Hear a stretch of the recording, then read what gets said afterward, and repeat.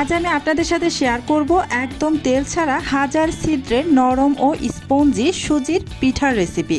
মাত্র কয়েকটি সাধারণ উপকরণ দিয়ে তৈরি এই পিঠা দেখতে যেমন সুন্দর, খেতেও তেমনই অসাধারণ। এর উপরে তৈরি হওয়া অসংখ্য ছোট ছোট ছিদ্রই এই পিঠার বিশেষ আকর্ষণ, যা একে করে তোলে আরও নরম ও মজাদার। প্রথমেই একটি বাটির মধ্যে নিয়ে নিচ্ছি মেজারমেন্ট কাপে মেপে 2 কাপ পরিমাণ কুসুম গরম পানি। এখানে অবশ্যই কুসুম গরম পানি ব্যবহার করবেন। এবার এই পানির মধ্যে আমি দিয়ে দিব হাফ চা চামচ পরিমাণ ইস্ট। এখানে হাফ চা চামচ পরিমাণ ইস্ট দিয়ে দিচ্ছি, আর এই ইস্ট দিব সেই জন্যই কিন্তু এখানে গরম পানিটা ব্যবহার করেছি, এতে করে ইস্ট খুব সুন্দরভাবে অ্যাক্টিভ হয়ে যাবে। আর এখানে দিয়ে দিলাম 1 চা চামচ ভর্তি করে চিনি। চিনিটা দেওয়ার পর নাড়াচাড়া করে ভালো করে মিশিয়ে নিচ্ছি। হালকা হাতে নেড়ে মিশিয়ে নেবেন। এই তো ভালো করে মিশিয়ে না হয়ে গিয়েছে। এবার আমি ঢেকে রেখে দেব প্রায় 5 মিনিটের মতো, এতে করে ইস্ট অ্যাক্টিভ হয়ে যাবে। 5 মিনিট হয়ে গিয়েছে। এবার আমি ব্যাটারটাকে রেডি করে নেব। আপনারা যারা যারা এ পর্যন্ত আমার ভিডিওটা দেখতেছেন, প্লিজ আমার ভিডিওতে একটা লাইক দিয়ে দিবেন। আর আমার চ্যানেলটি যদি আগে থেকে সাবস্ক্রাইব করে দেওয়া না থাকে, প্লিজ আমার চ্যানেলটি সাবস্ক্রাইব করে পাশে থাকা বেল আইকনটি অন করে রাখবেন। এতে করে যখন আমি নতুন কোনো ভিডিও আপলোড করব, তখন সাথে সাথে আপনার ওখানে নোটিফিকেশন পৌঁছে যাবে। এবার একটি আমি ব্লেন্ডার জার নিয়েছি। এর মধ্যে আমি মেজারমেন্ট কাপে মেপে 1 কাপ পরিমাণ সুজি আর হাফ কাপ পরিমাণ ময়দা দিয়ে দিয়েছি। এবার এখানে দিয়ে দিচ্ছি স্বাদ অনুসারে লবণ।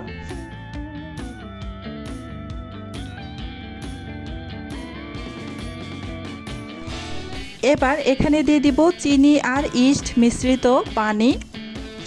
এই পানিটা দিয়ে ভালোভাবে ব্লেন্ড করে নিতে হবে। এই ব্লেন্ডার জারটা বেশ ছোট হয়ে গিয়েছে, সম্পূর্ণ পানি দিয়ে ব্লেন্ড করা যাবে না, তাই আমি এটাকে বড় একটা ব্লেন্ডার জগের মধ্যে নিয়ে তারপর ব্লেন্ড করে নিব। আমি একসাথে সম্পূর্ণ পানি দিয়ে ব্লেন্ড করে নিব, সেজন্য বড় ব্লেন্ডার জগে নিয়ে নিলাম। এবার প্রায় 3 মিনিট সময় ধরে ব্লেন্ড করে নিতে হবে।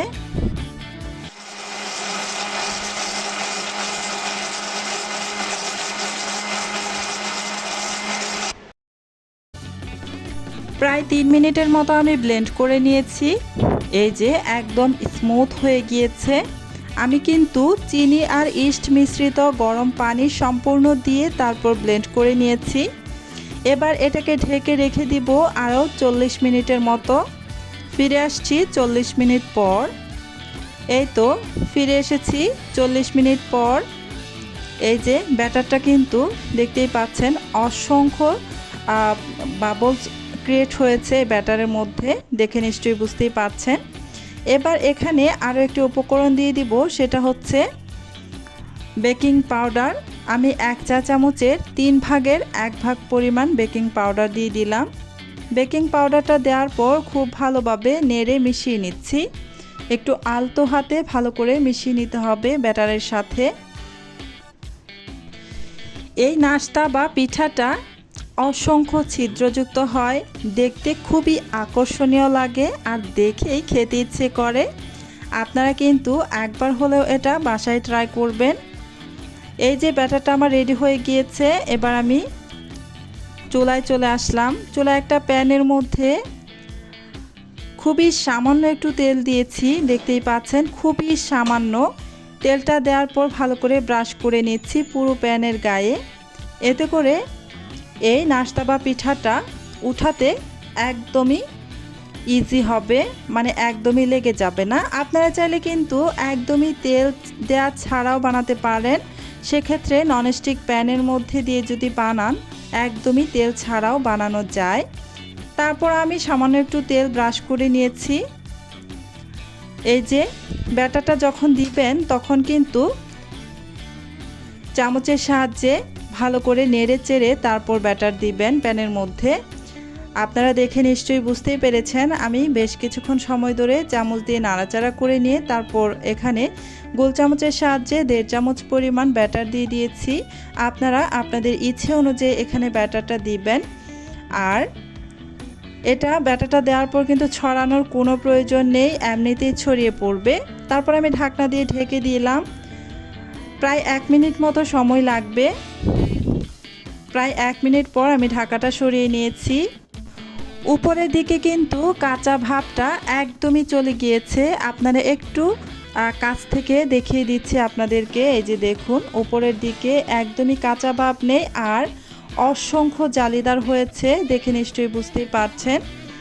ক্যামেরার মধ্যে কতটুকু বোঝা যাচ্ছে আমি জানি না, বাট অসংখ্য ছিদ্রযুক্ত কিন্তু হয়েছে। এবার এটাকে আমি উঠিয়ে নিব। এই নাস্তাটা খুব ইজিলি কিন্তু উঠে আসে, এই যে প্যানের গায়ে আটকে থাকে না। এই নাস্তাগুলো সবগুলো আমি সেম প্রসেসেই বানিয়ে নিব।